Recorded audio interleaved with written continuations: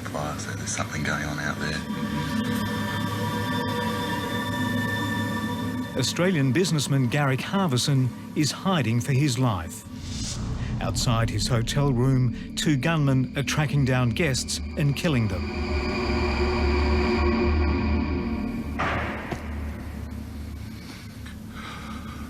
This is what it's like to be a victim of terrorism. Over the next 40 hours, Garrick Harvison's mobile phone video diary will record an insider's view of a deadly siege.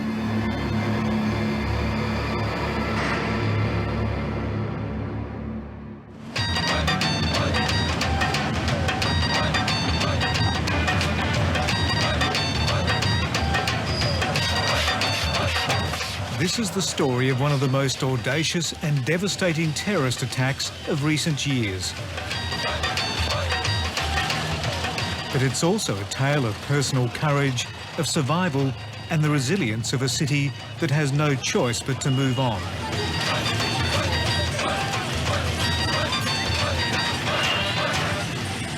But this is Mumbai after all, home to Bollywood, cultural and financial powerhouse of India. But on the 26th of November, the world watched as the city was struck by absolute terror.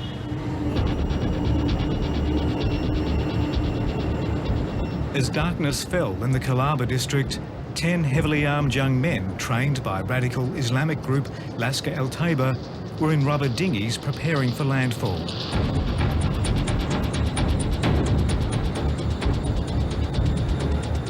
They spread out in pairs across the city, some towards luxury hotels.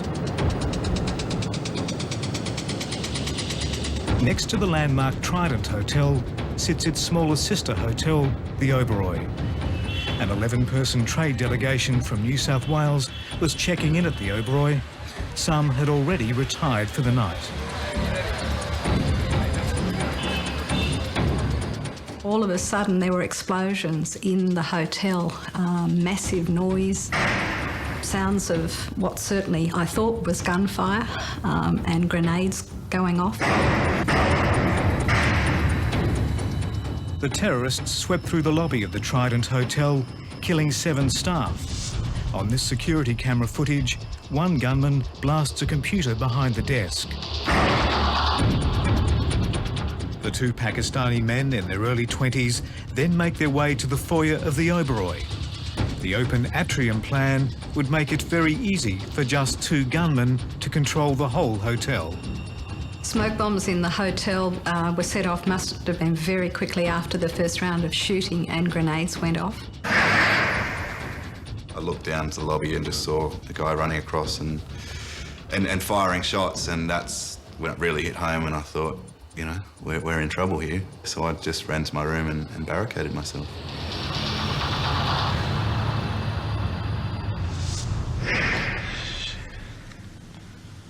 You can hear the gun fire in the background. I'm not too sure who's firing that.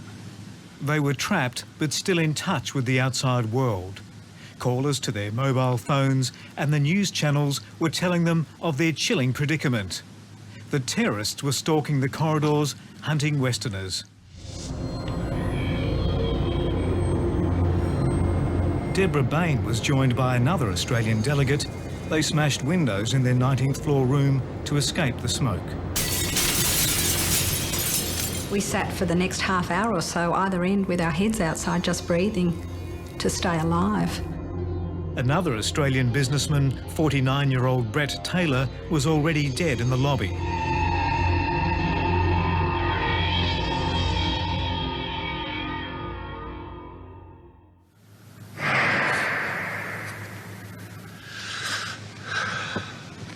Not sure exactly what is going on, but hope it's something positive for me and for all the other Australians and all the other captives in here.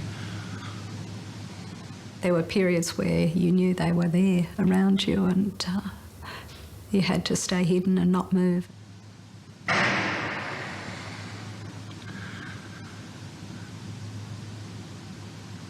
you can hear more gunshots. Just hope that's coming from the good guys. It's been the most difficult part of this whole process, is just not knowing what's going on the other side of that door. because you don't know how many terrorists are left still in the building, how many hostages they've still got, how many hostages they've killed. All you can do is just sit tight and hope and pray that everything's going to be okay. The thing that really kept me going was just thinking of my wife and kids and wanting to hold them as soon as I got home, and thinking that I can't leave them in this world. I've still, I've only lived, 31 years of this life, and I still want to live another 70 years. So I just had to get through it. And the nights are hard, listening to people being shot, listening to explosions next to your room. It's hard in the dark. For some reason, you feel more afraid.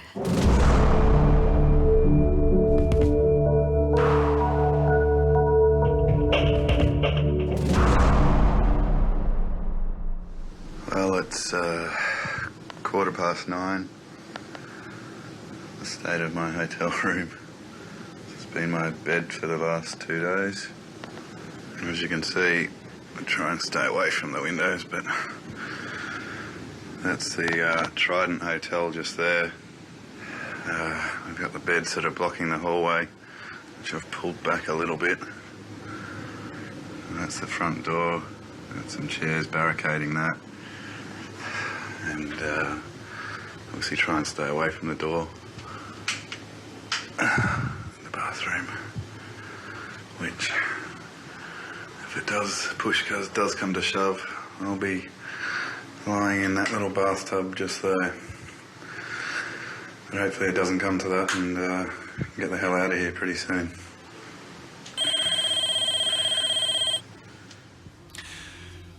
Look, my understanding was that they had gotten behind the lobby, the front desk, and they were calling room by room to try and get people out of the rooms.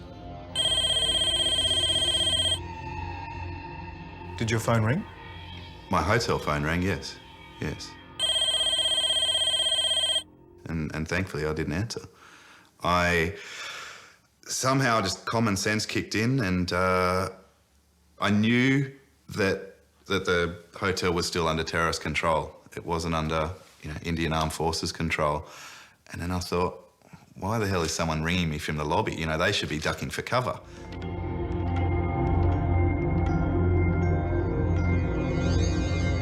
The terrorists had now lured several guests from their rooms and had moved them to the 19th floor in a room next to Debra Bayne.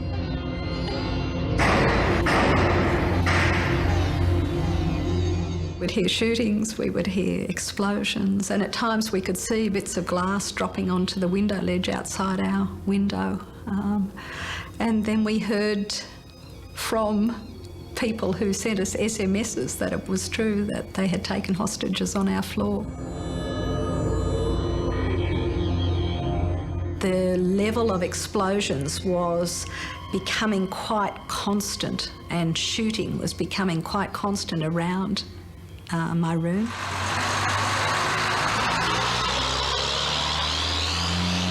Surviving guests were facing a new phase of the standoff. 16 hours after the siege began, Indian commandos were moving in. Well,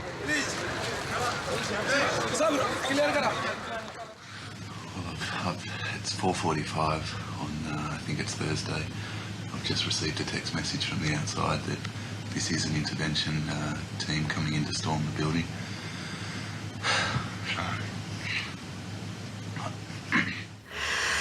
And then people tried to smash our door in. We had barricaded the door and the hall, and we were hiding out, and then there were stun grenades thrown into our room. I knew they must have been stun grenades because the glass, the big pane of glass, smashed. I think hopefully things are starting to look up. We've just experienced some pretty severe gun battle, as you can hear in the background. I just hope this is the good guys taking out the bad guys, and we're going to be rescued.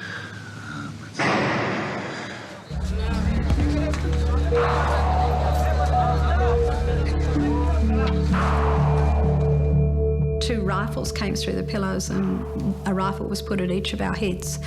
And we were told by male voices with Indian accents to come out with our hands up. It was the Indian commandos. They didn't know that we weren't the terrorists. They didn't know where they were hiding out, and we didn't know that they weren't the terrorists.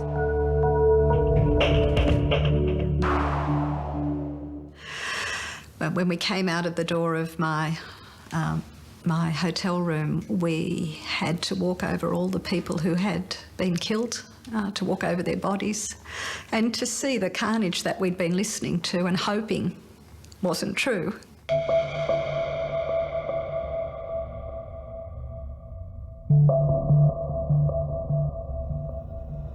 There are 14 of us, and they said, we're now going to try and get you out of the hotel and to safety.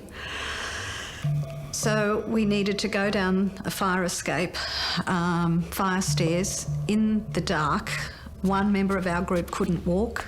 The lady who'd been taken hostage was very, very shaken around. And when we got to the fire stairs, we were told we knew the terrorists were still at large. It was pitch black, 19 stories in the dark, trying to walk, but everybody took time, was patient and kind,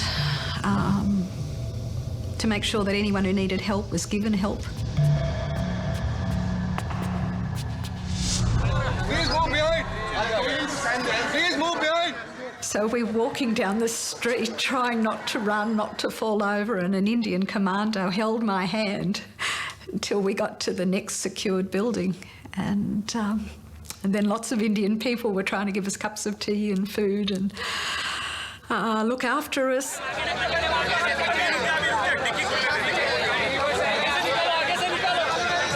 Indian people were coming up to us and apologising for what had happened. They were so upset themselves.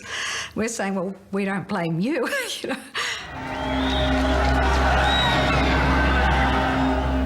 In their rampage, the 10 terrorists had attacked not only hotels, but hospitals, cafes, a Jewish centre and a railway station.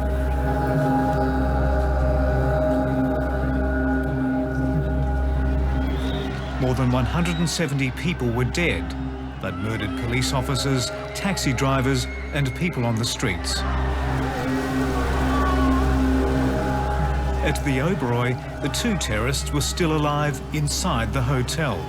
They'd killed 3 hotel staff and 22 guests. Tired, traumatised and exasperated, Garrick Harvison would have to wait another 20 hours for freedom.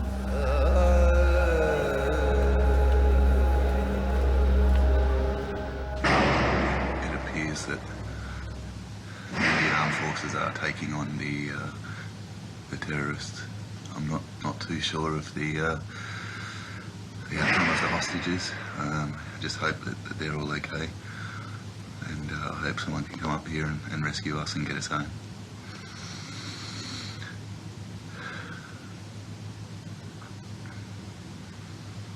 I just hope it's over soon. Get back to my family. It was very hard for me to handle at the time. I couldn't understand it. I couldn't understand why the 10 levels below me had been evacuated and the 3 or 4 levels above me had been evacuated at the time. I couldn't. And I believe, so I'm told, that my floor was one of the last floors to be evacuated. They came to the door, they banged on the door, announced who they were. I said that, you know, I'm here, I'm Australian.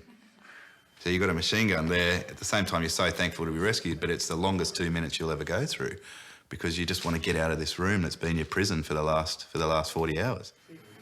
There's about 5 or 6 of us, and we were held in this room for approximately an hour. Then we were taken to a hallway, a safe hallway, where we had 3 armed guards in front of us and 3 armed guards behind us, and they kept us in this hallway. Can we go? Go?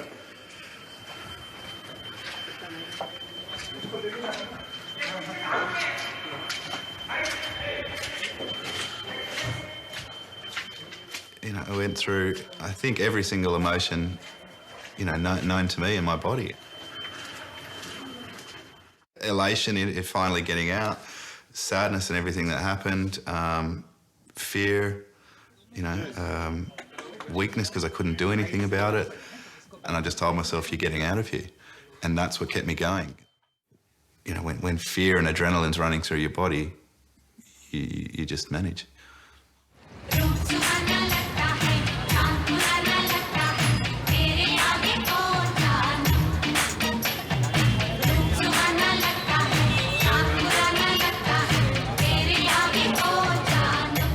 4 months on, India's largest metropolis has the pretense of a city unaffected.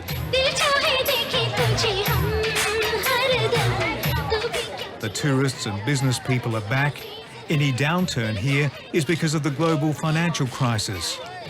But behind a resilient facade is a city still in shock and mourning.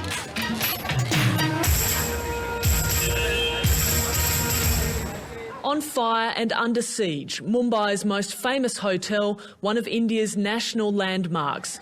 There was another hotel attacked that night, the hotel of Mumbai, the 106-year-old Taj Mahal. 71-year-old Australian Doug Markell died here, along with 30 other staff and guests. Well, we were very fortunate that this part of the building was not badly damaged. The most of the damage that happened was towards the south of the building, which is to my left. When the attacks happened, the staff were there. Staff did not want to run. They put themselves in front of the guests. They saved countless lives, I would think. The rebuilding began the day after the bodies were removed from this hotel. Almost all of the 1,500 staff returned, and within a month, the Taj was open again. No one is more strikingly committed than the general manager himself.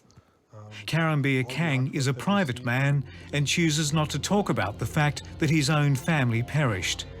His wife Niti and their 2 sons Uday and Samar died as fire swept the hotel. I think Bombay is a city of dreams, where a lot of dreams are made and shattered every day.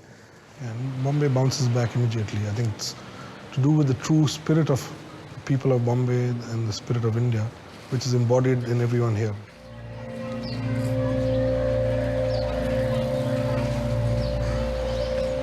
India calls these attacks 26/11. They were aimed to kill not only foreigners, but ordinary Indians as well. Gunmen rampaged through hospitals and ran through slums, throwing hand grenades and shooting.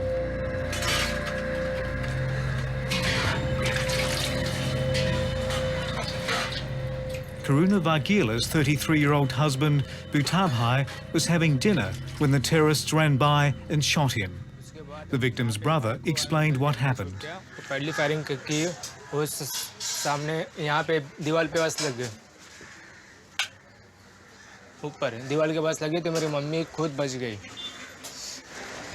तो यहाँ पे इसके मेरा भाई था मेरे भाई का छोटा बच्चा था 6 साल का यश उन लोग खाना खा रहे थे खाना खाने के बाद उन लोग यहीं पे बैठे थे और यहीं पे फायरिंग किया था. The Indian government has given the family of every victim $500,000 rupees, or about $14,000. Karuna is upset because the men in the family have taken her cash handout, and soon she'll be banished from the house because she's considered to have no worth anymore. Becoming a widow is a cruel curse in this society. On the 26th of November, so many lives were ruined.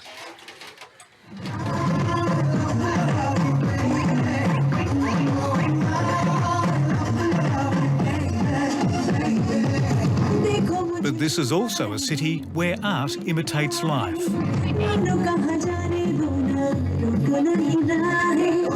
In Bollywood, the usually self-obsessed film industry has found a social conscience after the attacks. Well, I think this time, people talk about the spirit and resilience of Mumbai, but this time it has really hit us very badly. In the Oscar-winning movie Slumdog Millionaire, a sceptical game show host propels a dirt-poor child into a life of fame and fortune. You're absolutely right! Actor Anil Kapoor says Bollywood needs to look at making a film about the terror attacks, if only as part of national healing. You know, if there's someone who's trying to sensationalize it and just makes the film to just capitalize on this whole, this what is happening, I think, that's not acceptable. And but the audience today in India, the people over here are becoming very, very mature, very intelligent. They understand.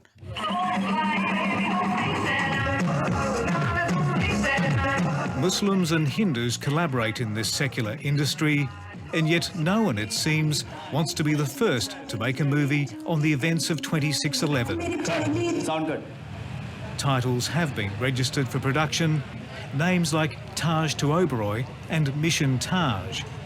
But the actor, known here as Mr. India, is saying, don't hold your breath. It's a racket that you register the title and nobody makes the film. So please don't take those titles very seriously.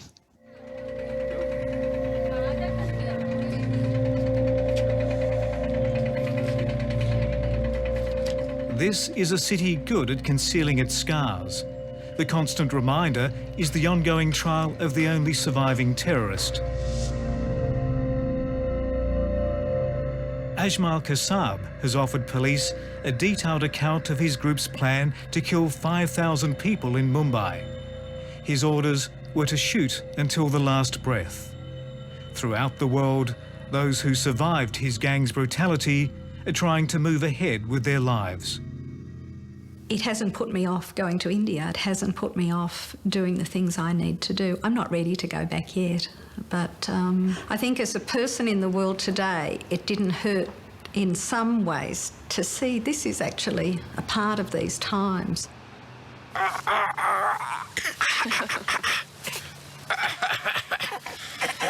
Yeah, I certainly tried to rationalise it.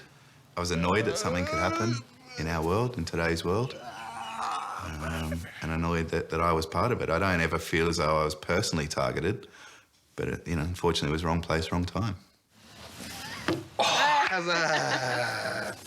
It's unfortunate that it happened, and I don't ever want to see it happen again, but I think history's shown this is the world we live in, unfortunately. I don't believe you can ever rationalise hate. Hate is hate. There's a point of humanity that you actually have to give up to be prepared to cold-bloodedly kill another human being and harm another human being.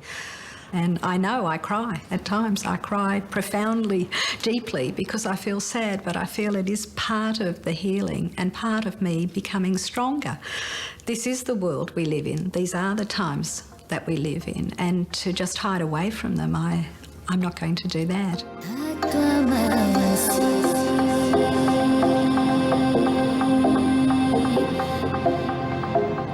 The people of Mumbai are not hiding either. Last November, terror arrived from just over the horizon, and this city froze for 3 days.